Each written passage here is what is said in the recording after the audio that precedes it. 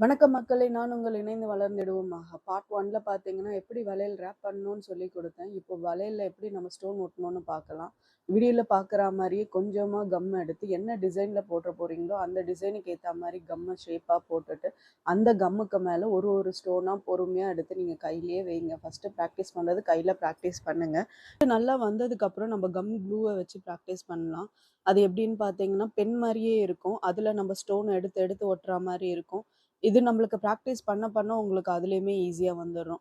பாத்தீங்களா? ஒரு சிம்பிள் டிசைன வச்சு எப்படி ஒரு ஃபுல் பேங்க்லயே நம்ம முடிச்சுட்டோன்ட்டுன்னு. இவ்வளோதாங்க எல்லாமே நம்ம கிரியேட்டிவிட்டி தான். எவ்வளோ சிம்பிளா இருந்தாலும் அத நல்லா பண்ணி முடிச்சிடலாம். "ஏய் பாத்துடி, பாத்துடி, பாத்துடி, ஏன்டி இவ்ளோ அவசரப்படுற? ஒட்டலையா வா" ஸ்டோன் காய மினிமம் ஒரு 1 டே ஆவது தேவைப்படுங்க. நான் வீடியோல காட்டுற பேங்கிள் பார்த்தீங்கன்னா, ஸ்டோன் ஒட்டி 2 டேஸ் ஆகுது. இந்த ஸ்டோன் விழவே விழாது. பகிருங்கள். நான் உங்கள் இணைந்தே வளர்வோம் மகா.